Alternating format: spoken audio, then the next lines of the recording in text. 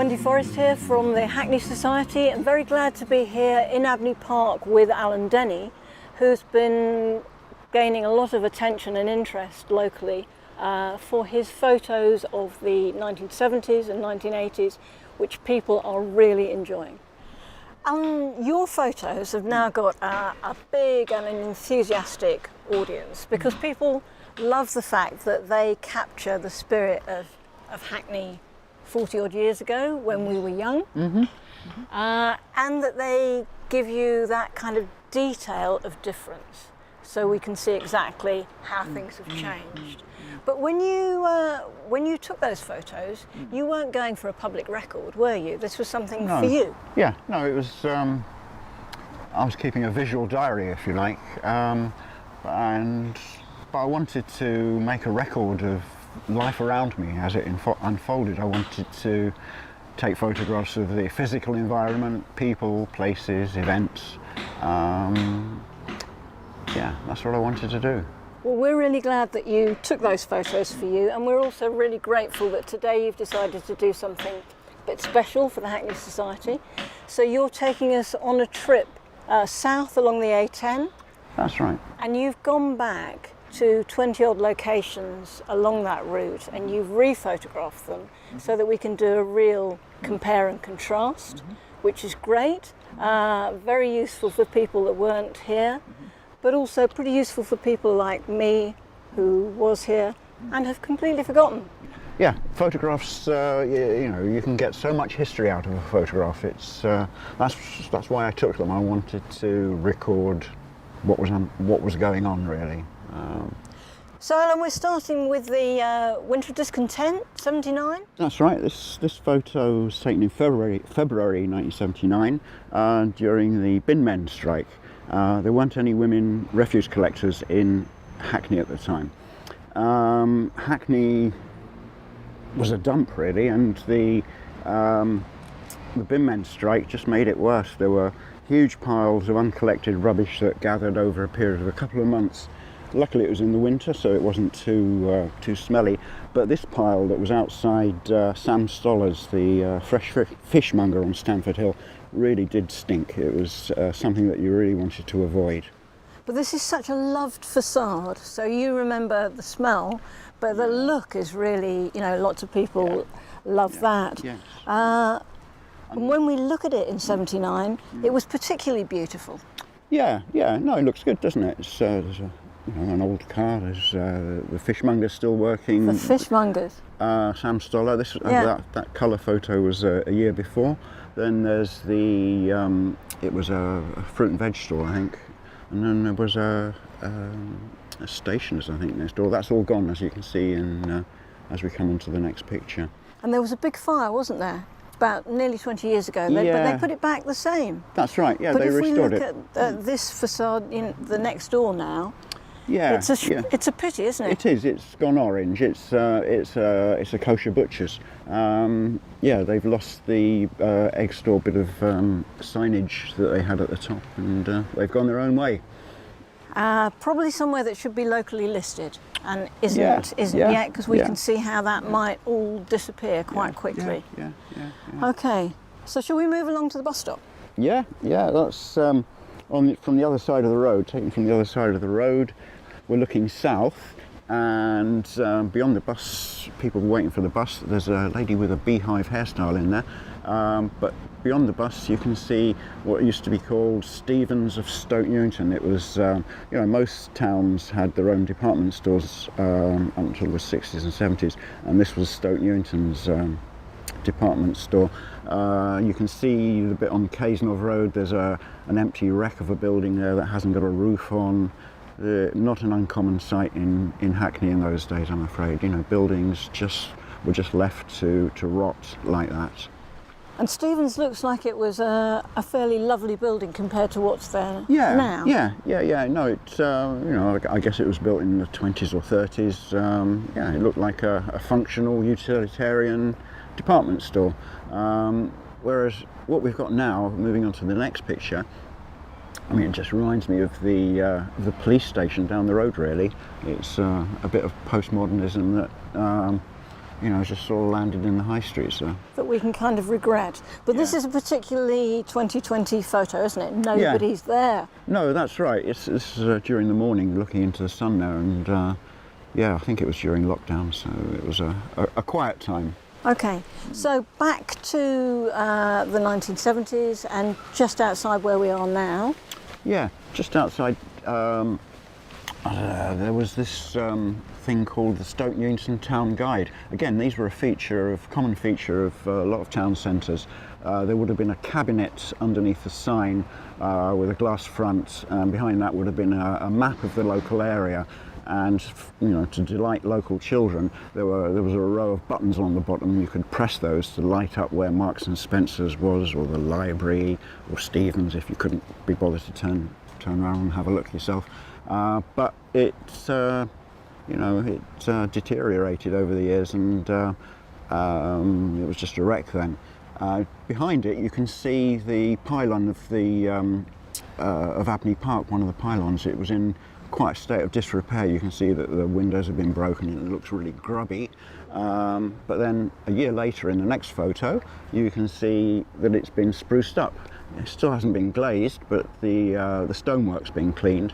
The town sign is still there, and there's a comfy chair you can sit on while you're watching the traffic go by. And next door to that is the underground toilets, gents and ladies, that stayed there until the 90s, when it got filled in with cement, I believe.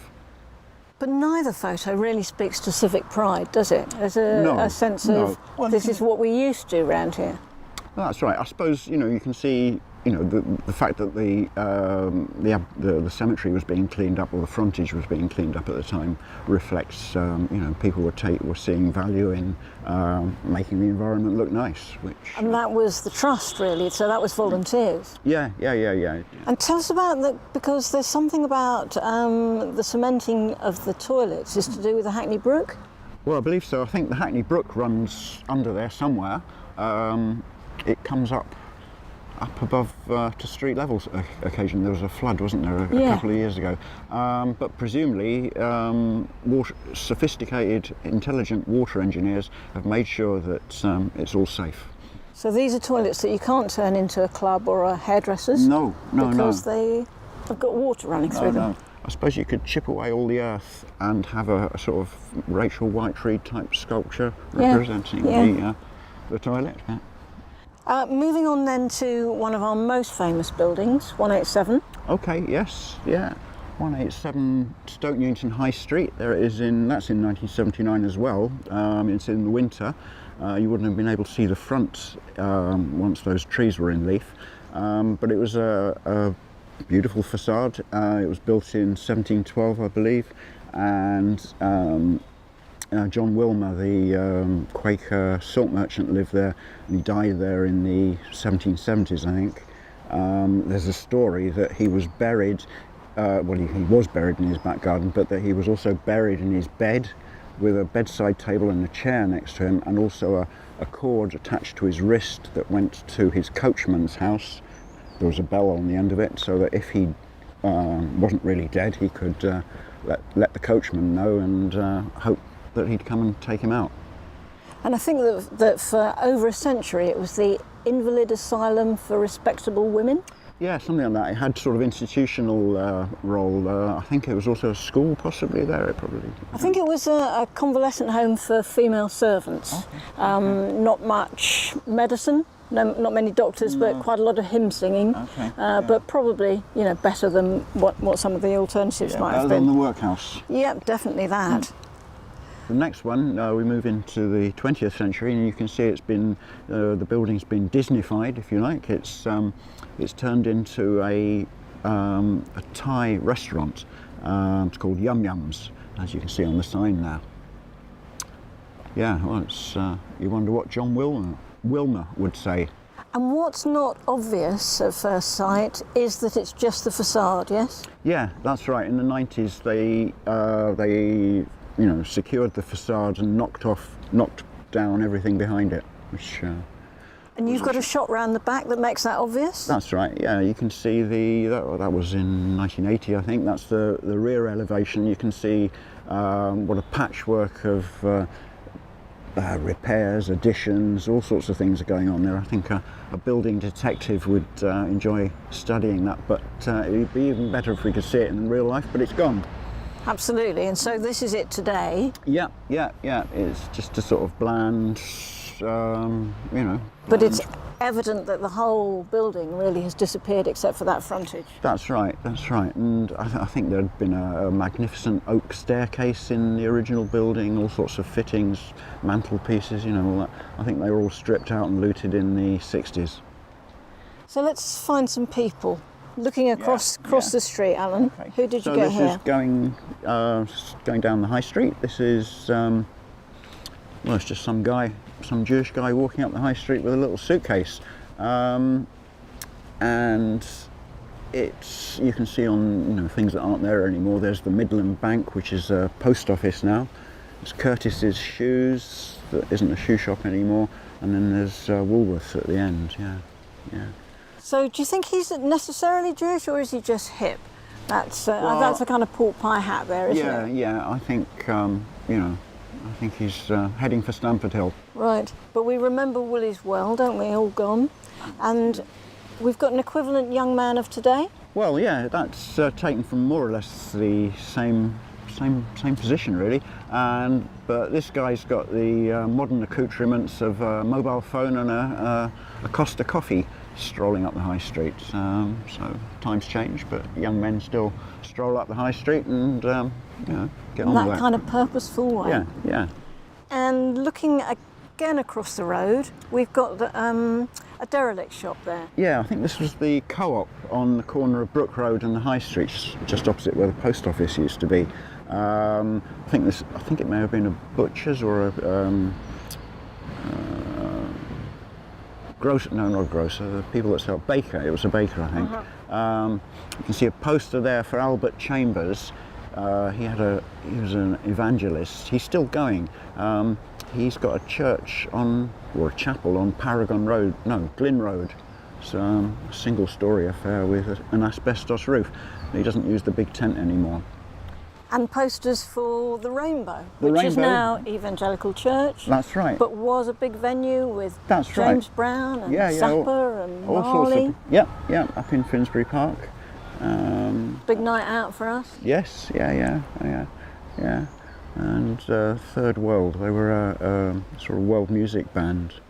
I used to have an LP of theirs, but somebody borrowed it and didn't bring it back. Well, let's hope that they are watching and remember. Yeah. So today, back to a baker's. Yeah, that's right, and a little stall mending mobile phones or doing other things with them. Turkish bakers and mobile phones. Yeah. And here's an interesting shop. Yeah, this is on the high street. It's on the east side somewhere. I can't remember exactly where it was. And it's selling all this stuff. There's an Italian table there that they're advertising for £89.50. This was taken in, I think, 1978, 79. Average wage for a woman then take home, gross was about £64. So an £84 table would have 2 or 3 weeks to save for one of those. Or you could buy an agate telephone, or there are other bits and pieces in there.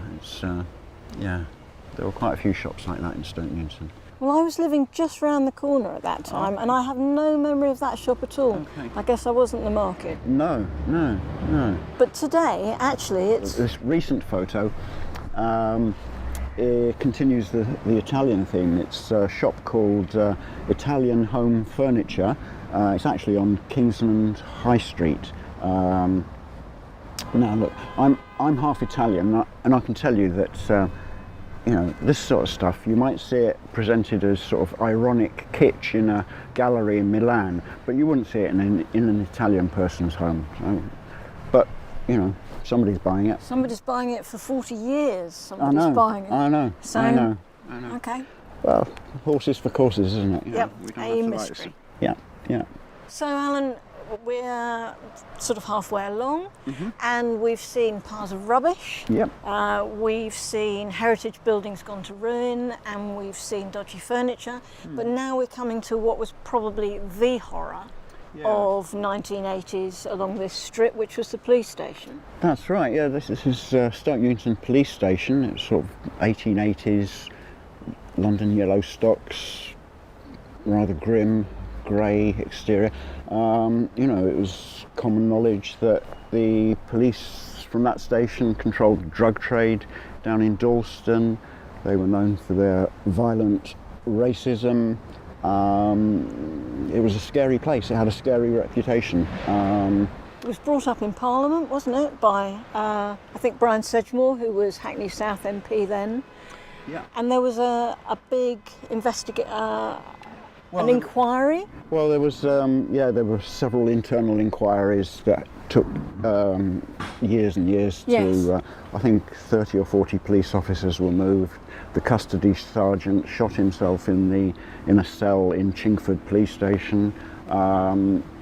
It was sort of swept under the carpet, really. I don't think anyone was prosecuted. But at one point, I think there was thought of criminal charges against at least 10 of these police. Yeah. They were recycling stolen property. They were stealing stuff from crime scenes and the drug trade. And all of that probably would have stayed hidden if it wasn't for the Hackney Community Defence Association. Yeah, I think the Hackney Defence Association came on in the 80s. The next photograph is from 1979. I think and it marks the death of a young black boy called Michael Ferreira, who he'd been stabbed by some white boys in a fight out on the street, and his friends took him into the station, and he bled to death there. Basically, they were rather slow in calling an ambulance. Not the first or the last. No. There'd been a woman from Finsbury Park, Asita Sims, that died there in very murky circumstances earlier on, and there were others too. And not long after all of this, the police station came down and was rebuilt. I don't think it was explicitly tied into that, but you kind of feel that the timing was convenient for... Yeah, hopefully, I guess they wanted, a clean slate, as it were, and they demolished that whole facade of buildings, whole stretch of buildings, and replaced it with this rather unusual looking building.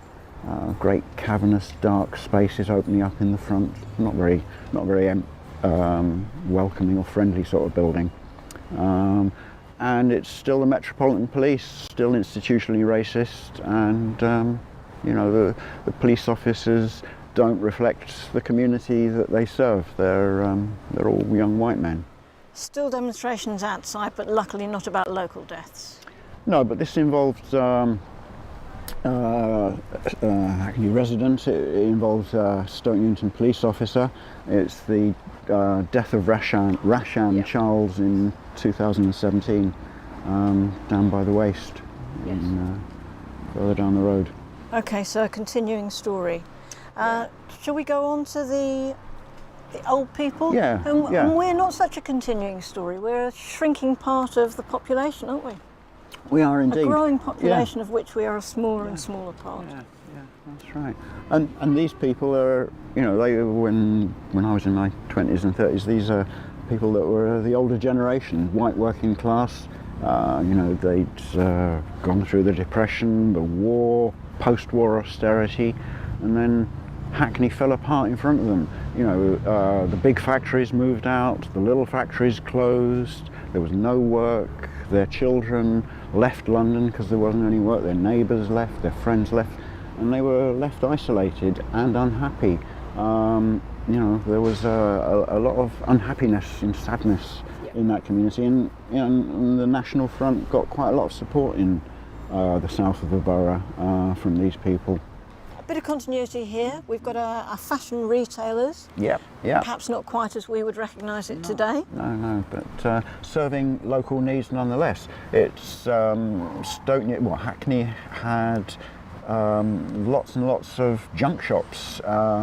They tended to last for a year or two and then close down, then they'd reopen.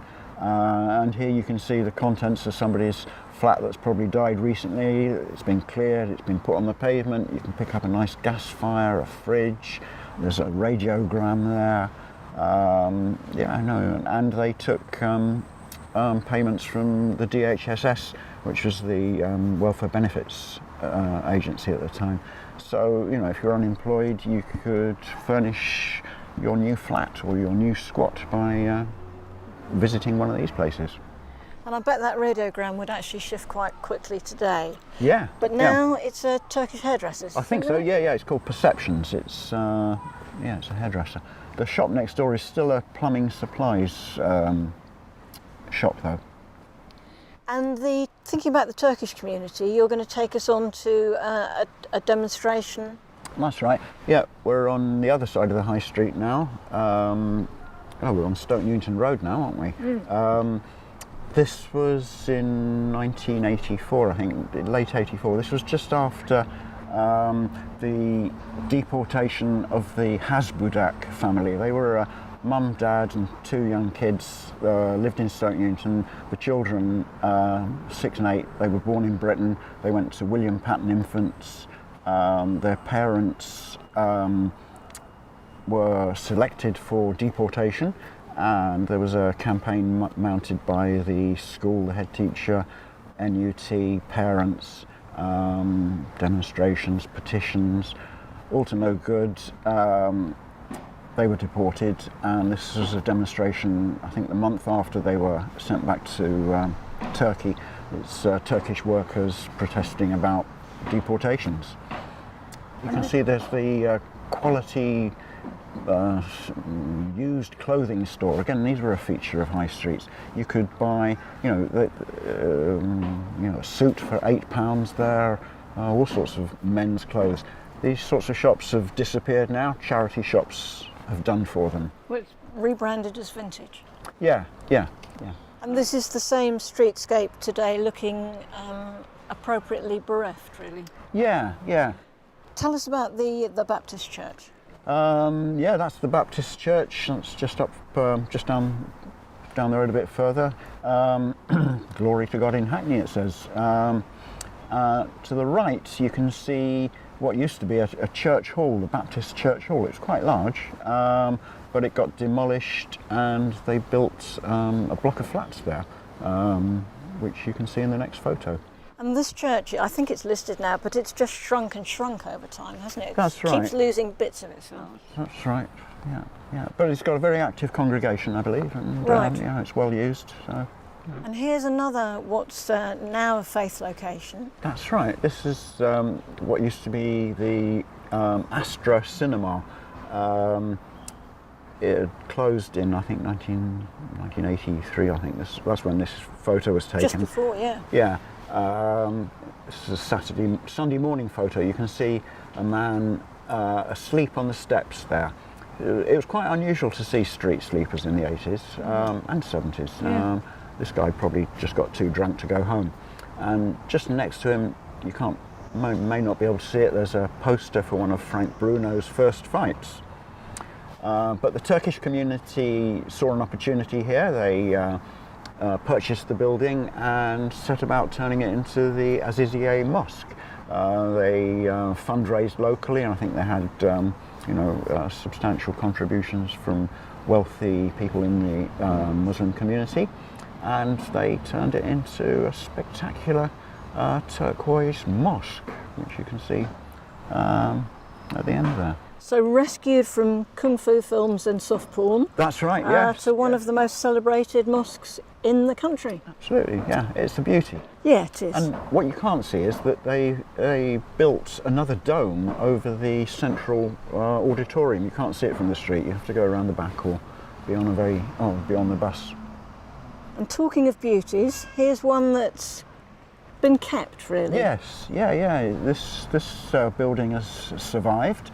It's a 1980 photo, I think, the first one. It's a picture of, it was then called North London Magistrates Court, and there was also, it incorporated the local family court, and it was a very nice facade, and we've still got it. It's turned into apartments now, and they cleaned it up. What has changed, the one thing that has changed on the old photo, you can see on the parapet it's called the police court, but presumably people wouldn't want to buy a flat with police court written over it, so that's been scrubbed out. I think the coat of arms is still there. Yeah, no, it's a fine looking building. It is. It's one of those things that gives you faith in listing, doesn't it? Yeah. So now going back to a street scene in the 80s, when youth unemployment around here was very, very high. Yeah, absolutely. There were no jobs, you know. There was nothing to do really. I think this is Arcola Street coming on to Stoke Newington Road, and it's a demonstration by some young people. They were people from the Labour Party Young Socialists. It was controlled by militants at the time, and they were protesting about unemployment. The figure on the coffin, they're carrying a coffin, Margaret Thatcher's coffin there. It had 2 million, at that point there were 2 million unemployed. Locally that translated as about 1 in 5 people, adults, didn't have jobs in Hackney. Yeah, tough times. Yes, so here's the same bit of streetscape today. Yeah, looking 2020 desolate. Absolutely, but a sign of the times, the meat fest that you could have at the Crazy Horse Kebab restaurant, you can't do that anymore. It's a vegan something or other now. That's the new restaurant on the corner there. And then getting into Dalston proper, this is looking a bit like a hopper in your... Yeah, it is, isn't it? But it's actually looking up Sandringham Road, isn't it? It's looking at the high street. It's a corner that's changed a lot. Absolutely, yeah. As you can see, there was a garage there. That was replaced by those people that gave out videos. Blockbuster. Blockbusters, and then it turned into something else, I can't remember. But it's gone now, and we've got a 120-bed hotel that suddenly sprouted up and overtops all the buildings there. It's a bit out of scale and out of proportion, really. And the timing's not great either, is it, for them? But we're not going to be too bothered about that. Right, we're coming into the busiest bit of Dalston, and I think you and I, when we've talked about this before, we both think that there's a Dalston feel that's kind of about bustle and purpose and getting the shop done, which just lives on. That's right, yeah. And I think the heart of that is Ridley Road Market. Yeah.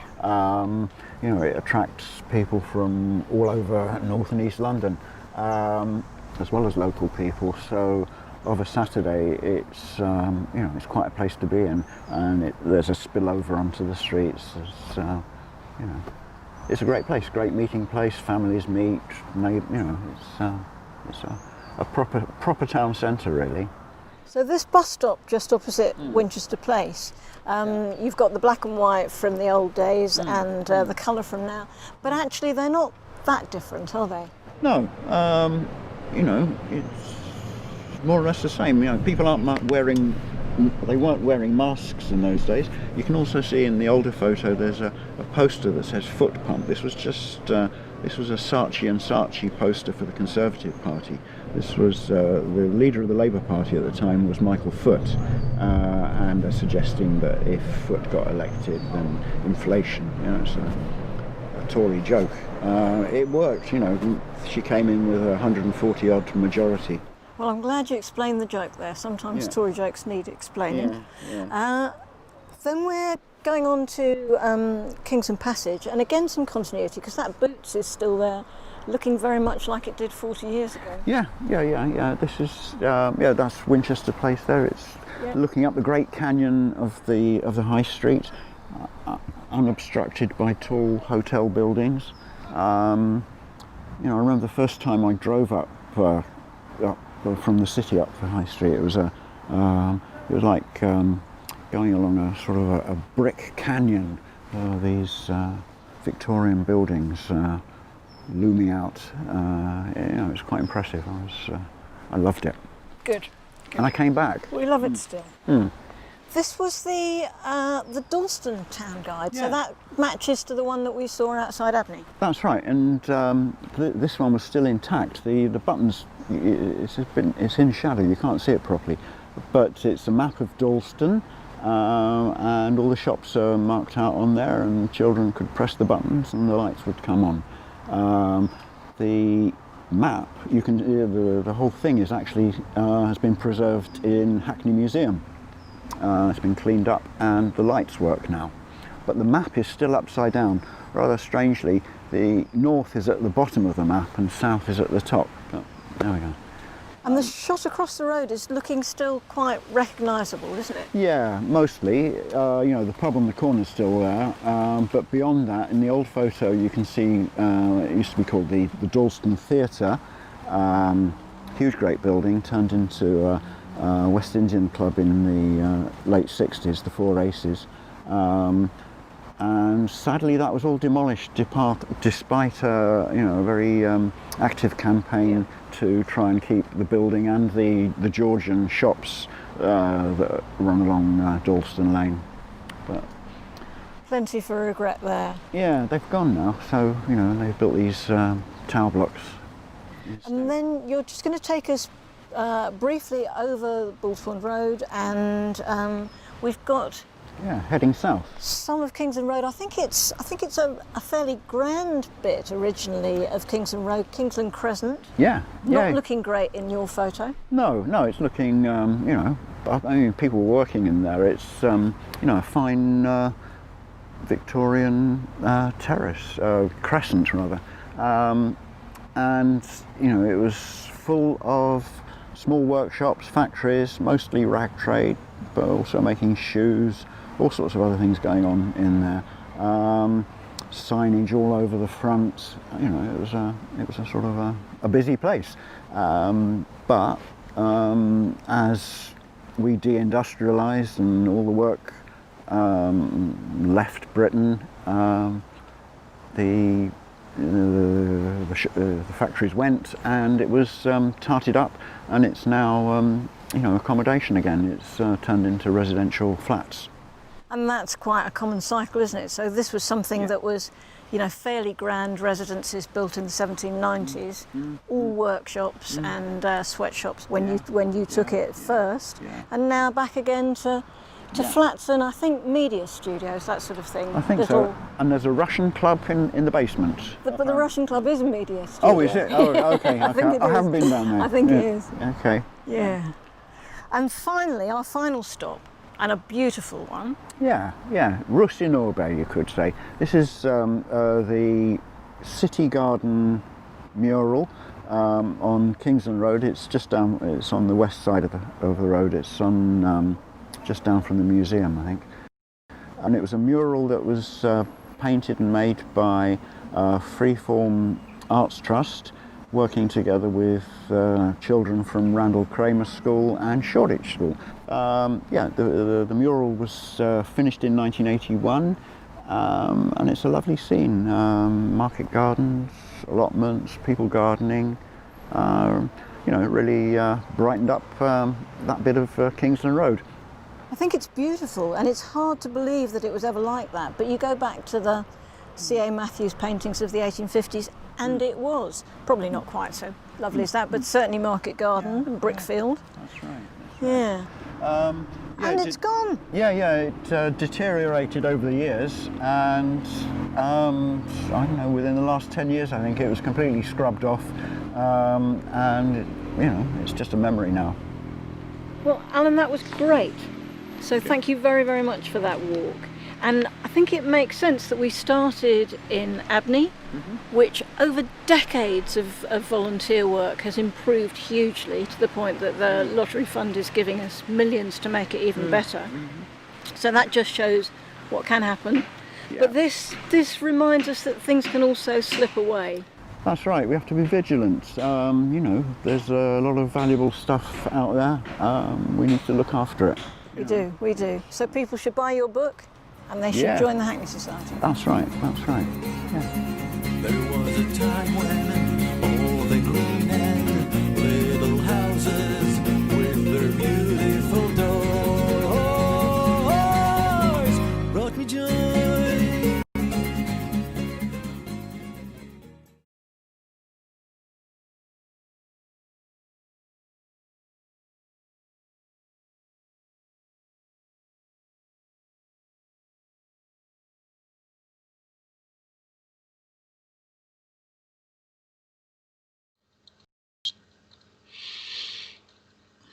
Many thanks, everyone, for joining us tonight. We talked about a book during the film, and this is it. We'll tell you more about how you can get that later, but for people who are desperate to get their hands on this book, will need to know anything about the other things that we've referred to. There's a link at the bottom of your video. Press the show more and you can find everything there. But now this is your chance to ask questions to Alan. We've had a few, and we had some earlier, and I think we're going to kick off with something that came in on Monday. And because of the timing, I'm thinking that maybe that was triggered by the Small Axe film that had been on the night before. But the question is about the Hackney events around the time of the Brixton uprising, Alan. So, what do you remember about that? We're asked. And did you take any photos? Wow, yeah, I do remember it. It was in July 1981.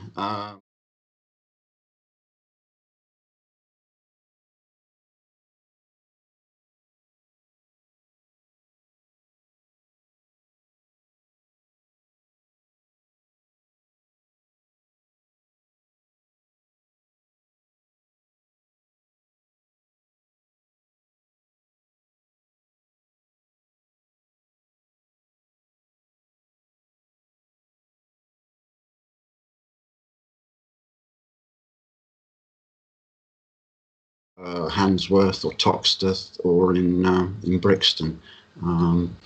But, you know, it was a local expression of anger, I suppose. You know, the problems facing the black community then are more or less the same as they face now. You know, young men were kept being stopped and searched, treated aggressively, assaulted occasionally. There was a history and of people who died, black people who died in Stone Station. Unemployment, so a heady mix, and it all kicked off in that July. Yeah. I took one photo. I was living in Culverston Crescent at the time, and there was a policeman outside the front of the standing there, making sure that nobody was rioting. And I remember also, I think the evening before, there'd been a pounding on the front door, and somebody was running away from the police and was looking for shelter, and we let them in, and the police passed by, thank goodness. And a friend of mine, Dennis, got arrested for throwing a brick and shouting, "I want to be free." So, those are my memories of those evenings in 1981. Though those problems are still there, though, you know, with the black community, we're still seeing, you know, we've got Black Lives Matter to remind us of, you know, those problems. Absolutely. I remember I was living on one of the streets that runs up to the A10, and everybody gathered at the top of the street to watch the activity, and it was all quite neighbourly. But you know, these days everybody would have their phone out, and I don't think anybody had a camera. That just wasn't something that you thought about at that time. I think Neil Martinson, photographer that was based at Centerprise, he took some photos, but he said it was really, really scary, and he put the camera away quite quickly. Right. Okay. Well, that takes us on actually to the second question that came in, and that was about a new mood of photography in the 80s, and were there new ideas about, you know, what photography could do and who should be doing it, and did you feel yourselves to be a part of something like that? Yeah, there was a proper photographic ferment in the 70s and 80s. You know, it was part of the 68 generation wanting to make a better world, and some of them thought that they could use photography to help them achieve that. So you had you know, there was a growth of community photography projects across London, and in Centerprise we had Centerprise Young Photographers. Hackney Unemployed Media Scheme, the Rio Tape Group, Hackney Flashers. There was a lot of thought. And just down the road in Bethnal Green was the Half Moon Photography Workshop that produced Camera Work, a very influential magazine about documentary photography. Cameras were expensive. Taking photographs was expensive. You had to buy a film. You had to send it away, take it away to have it developed and printed. You'd be talking about £5, £6, £7 maybe. So people didn't take many photographs. A lot of people just had photographs of them, saw themselves in photos of holiday snaps, school photos, passport photos. But you couldn't really see representations of working class people or working class life in mainstream media. There were the usual unhelpful stereotypes, the cheerful but stupid Cockney, criminals, mugshots, strikers, football hooligans, glue sniffers, all that sort of stuff. So these community projects made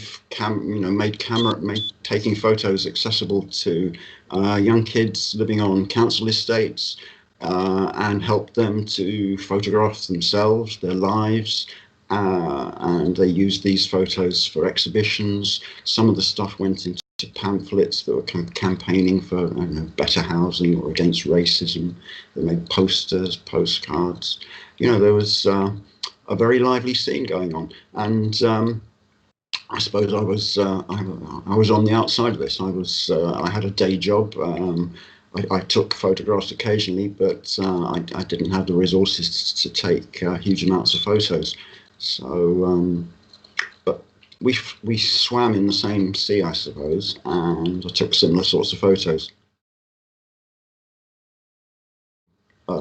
Team took thousands of photos of Hackney in those days. And it was kind of that social documents, wasn't it? Wasn't that the time of the Hackney Flashers did a big exhibition about women at work in Hackney? And then That's right, yeah. Childcare. So, and that was all kind of hidden from history stuff, wasn't it? Or in fact, it wasn't even history. It was. Well, yeah, nobody knew about it. It was groundbreaking. It was revolutionary, really. To see sympathetic portrayals of working class people was, very different, very unusual, and I think it helped empower these young people. It made gave them the sense that they could make their voices heard, and that they weren't just unemployed. They were important groups, and the legacy they've left us. The Rio tape slide group. They took 12,000 photos. They've made it's an encyclopedic visual survey of Hackney at that time. I don't know of any other archive anywhere like that. It's quite unique. It's we're lucky to have it, and it was made by troublemakers. But if you go around recording things as they happen, then sometimes somebody might object. So that's one of the questions we've been asked. Did anybody ever turn around to you and say, what do you think you're doing? No, never, strangely. It was always my fear that somebody would say, "Oh, what are you doing?" But nobody ever did. I suppose I was lucky. I know people, other photographers who, had more difficult experiences. But, I got away with it. Well, it did happen once. We were on holiday in Cuba, and I took a photo in a bar, and the man opposite wagged his finger at me. I didn't feel very good about that, but what he didn't know and what I didn't know is that the film hadn't wound on properly in the camera, so I didn't get his photo anyway. So. Okay, so what else have we got? Something about architecture, and do you think that good architecture, can change behaviours? I think this is in reference to the kind of decay that was around on the streets. I suppose getting into a bit of kind of Giuliani broken window territory.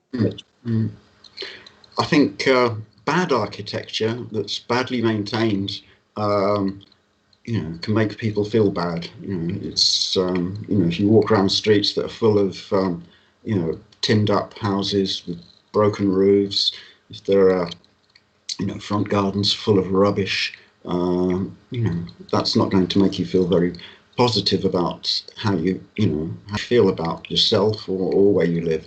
And for people looking from the outside, it just looks awful. I remember, I used to come up to London from the Medway towns where my mother lived. I used to hitchhike. I remember a lorry driver saying, "Where are you going, mate?" And I said, "I'm going to Stoke Newington." And he said, "What do you want to go there for? It's a shithole." Hackney had a very, very bad reputation, and it just looked awful. And I think that didn't cheer people up. I think it just added to the sense of being ground down that a lot of people had.